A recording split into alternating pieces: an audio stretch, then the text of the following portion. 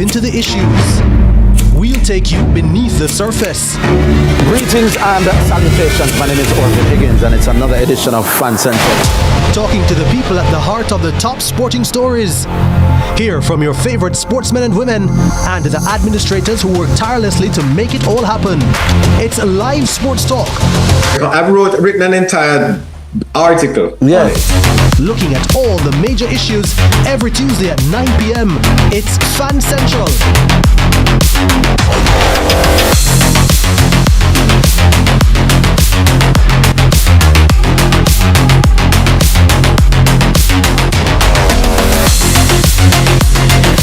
Hey yo, what's up? It's your boy Cisco, and this is CVM. See it happen.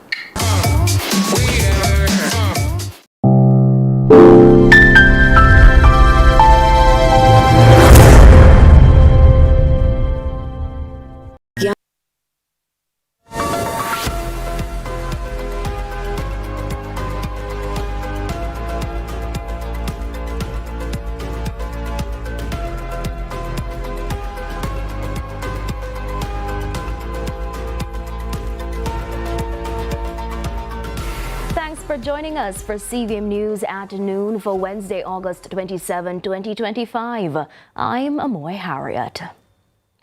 A community in shock and a country gripped with fear this afternoon as law enforcement officers in Maneague, St. Anne are desperately searching for two babies feared dead. Reports are that sometime last night, their father allegedly consumed a drug-laced concoction before turning on his two children ages 1 and 4. The incident unfolded in a section of Maneague known as Swamp, where sources say bloodstains were found in the area where the children slept.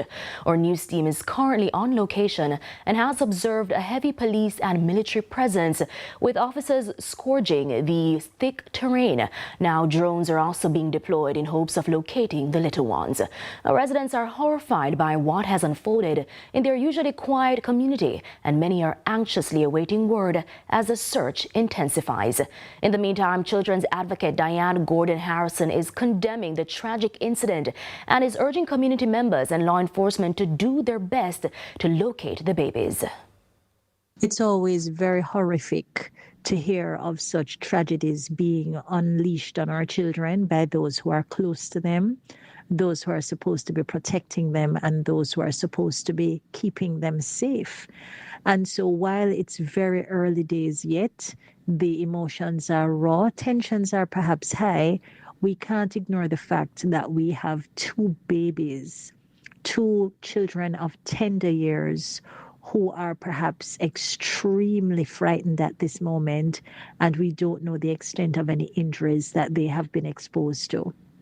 So I want to urge all members of the community to do everything they can to assist with any information that could lead to these children being identified and, of course, being helped, because the first response must now be rescue and ensuring that they are as okay as can be, and continuous support to get them back to full recovery. Now, CVM News understands that the father of the children is in police custody, and of course we'll have more on this in CVM News at 7. To another developing story, a body has been found in Sandy Gully, St. Andrew a short while ago. The gender of the corpse has not yet been identified. Now, our news team is currently on the scene, and we'll have more in this report in CVM News at 7. The Electoral Commission of Jamaica is moving to clarify reports about the use of special lamps to verify voter identification cards on Election Day. The ECJ says by law, only specified equipment under the control of the presiding officer is allowed inside polling stations. It notes that the presiding officer appointed by the ECJ is the only person authorized to verify voter IDs. The Commission stressed that no other person, including indoor agents, can perform this function, and no outside integrity lamp will be used. The EOJ is reminding all political parties of the rules that governs the polling day procedures, and is encouraging electors who have not yet collected their renewed voter ID cards to do so before September 3. Ahead of last night's economic debate, a panel discussion was held on the state of the economy and what Jamaicans should expect from the national discourse. Development economist Dr. Nelson Christian Stokes pointed to specific economic achievements but noted that many Jamaicans still feel forced to migrate in search of better opportunities. Also sharing their perspectives were young professionals Kimon Roper, who works in financial services, and Timar Powell, a civil servant who emphasized the need for policies that improve the everyday lives of working Jamaicans. The Labour Party has been in power for 14 of the last 18 years. And at the end of this process, if you look at the surveys around the desire to leave the country as one indicator, the majority of young people want to leave Jamaica because they don't see a future for themselves here. So I say that to say that while it is clear that there are specific achievements on the macro numbers, on poverty, however that is measured, on unemployment, however that is measured, I think we can all agree that there's something still missing in the Jamaican dream that has left young people wanting. Otherwise, they wouldn't want to leave, right? A Jamaica Defence Force JDF team was called into Osborne, Clarendon Tuesday after a former JDF member was shot and injured during a dispute at an auto parts store. Sources say the former JDF member claimed he had a bomb and threatened to detonate it. Meanwhile, the police say they are unable to confirm the nature of the device, triggering a joint probe by the JDF and the Jamaica Constabulary Force. Investigators are continuing their inquiries into the incident. A piece of Kingston's cultural history has been given a new life. The Rockfort Mineral Bath reopened after phase 1 of a multi-year rehabilitation project backed by a significant investment from Carib Cement. Raymond Morrison reports. Born out of the 1907 earthquake, the Rockfort Mineral Bath has long been a place of healing, community, and Kingston heritage. The historic landmark enters a new era, restored and ready to welcome visitors once again. The reopening marks the completion of phase 1 of a 5-year project under a 25-year lease agreement with Caribbean Cement Company Limited, the Jamaica National Heritage Trust, and the Ministry of Culture. Jamaica boasts several of these types of locations. We have the world-renowned Milk River Bath and Spa in Clarendon, the Mineral Bath at Bath in St. Thomas, the Salt River Mineral Spa in Clarendon, and the Rockfort Mineral Bath here in Kingston. And I know that some of these facilities are being offered for divestment and for partnership. And I'm happy that Carib Cement is a partner and is demonstrating their commitment to facilities like these. The multi-million-dollar upgrades include new bathroom facilities, modernized changing rooms, and a stronger security system, all part of restoring the site as both a heritage gem and a modern experience. And in this phase 1, let me share with you, we have invested 16 million Jamaican dollars in major upgrades. Some of them has been already detailed by you, or Mr. Hill. And it is part of what we have been investing in plumbing, the surroundings, the refurbishing, because we wanted that really the people that comes here, that probably had the opportunity to come before, could see a new stage like the one that we are living since the last month here at Carib Cement. Phases to come will go even further, with accommodations designed to transform the site into a premier heritage and wellness destination. This proximity to Port Royal provides Rockfort Mineral Bath with the added advantage of being a part of an expansive combination of health and heritage tourism. Rockfort Mineral Bath then becomes part of the Kingston culture, heritage, entertainment, and tourism circuit. And we continue to build out as part of the effort to attract more tourists to Kingston. Entry to the baths is $700 for adults, $500 for seniors and children, $350 for non-bathers, and free for children under 4. With a $16 million investment, the Rockfort Mineral Bath now stands as a symbol of Kingston's culture and business vision. Raymond Morrison, CVM News. To news just in, the bodies of the two missing babies have been found in Moneague, St. Anne. Now, the police say the bodies of the 1- and 4-year-old brothers were found 30 meters, that's approximately 30 meters behind where the family lives, covered in dirt. Of course, like I mentioned earlier, we're going to be having more details coming out of this story in News at 7. Now, CEO of Ready to Sign, Andre Witter, says troubling concerns have emerged following the most recent debate held last night. He revealed that more than 250 members of the deaf community have contacted him, saying they couldn't understand the signing provided by the interpreter that the Jamaica Debates Commission had on location. Hello, my name is Andre Witter, and I am from the Jamaican deaf community. I have to let you know that, yes, JDC did choose someone who is not an interpreter and place them on screen. I have to let you know that is a very unfortunate situation, and a lot of deaf persons message me. More than 250 deaf persons who text me to complain about what is that? What is the sign language? I'm not understanding the sign language. How can you send them? Who chose them? Many different complaints. And not only that, but the screen size is very small. I have to let you know that we can't, and she was finger spelling a lot of finger spelling, a lot of errors, and a lot of mistakes in her signing and interpreting. And so, for example, Prime Minister, she signed parents for Prime Minister. Parents? Another sign, she said, the speaker said school. She signed school, which is British Sign Language. How can JDC choose someone who just knows sign? Right? And so quality is very important, and we demand quality. You must provide quality service at a national level. The JDC, we were in dialogue with them and other organizations, and they refused to listen and accept our advice. So now they have to take. It's time for a break, but stay with us more when we come back.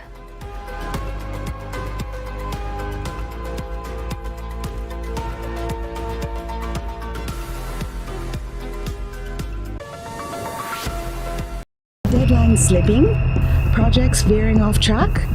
It's time to take control. Start with expert-led project management training from Project Management Global Institute. Gain the skills to plan, lead, and deliver projects on time and on budget. Turn chaos into clarity and stress into success. Explore opportunities today by contacting 876-754-3764. or www.pmglobalinstitute.com. My name is Dahoni Adlam. I am 35 years of age. I'm Ruby Smith.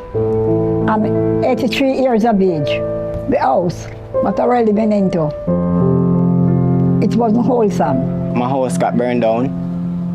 It was terrible. I lost everything in the fire. Ready?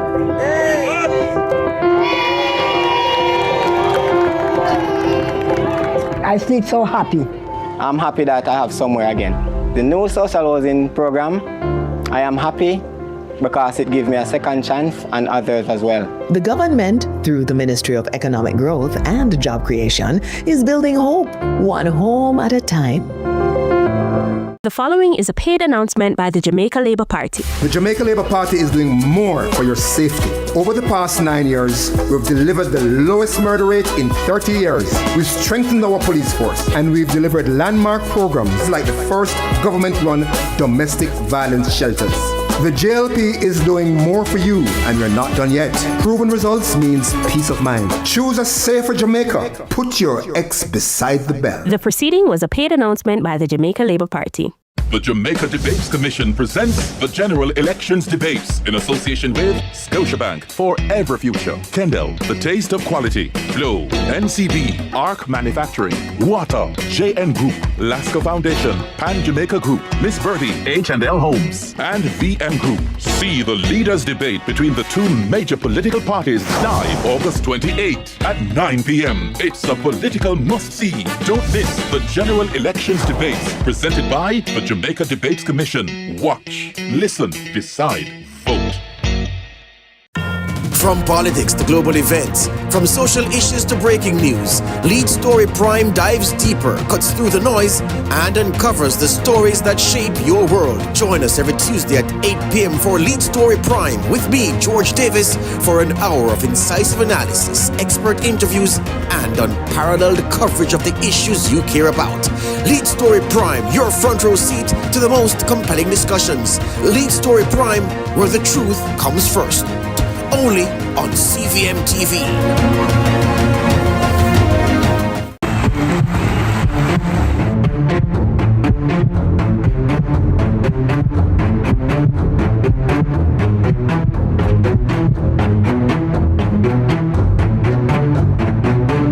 And that's what you love to see. They may be rivals, but the camaraderie is what it's all about.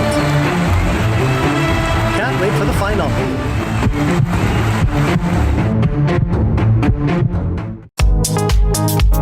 Attention registered voters! Remember to collect your renewed voter ID card before the upcoming general elections. If you registered to vote in 2016 or after and did not get your new ID card, it may have been automatically renewed. Simply visit your EOJ constituency office to collect your voter ID card. Contact the Electoral Office of Jamaica at 888-991-VOTE or 922-0425-9 for more information. The time by Subaru is 12:50.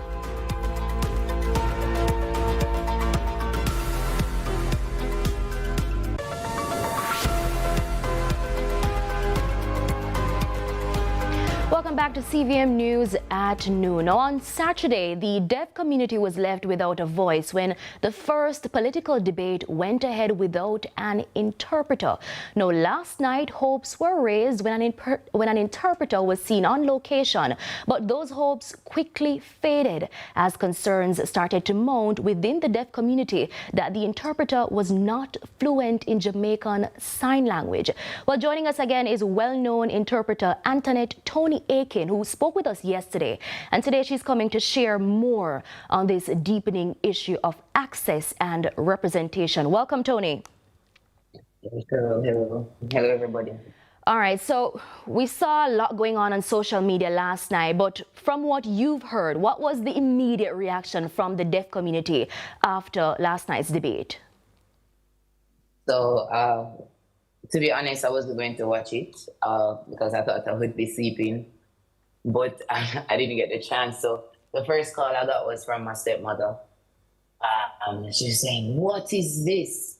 And she let me know that that was a former teacher of hers when she was a kid. And she was saying, "He's not qualified for this. He's not qualified."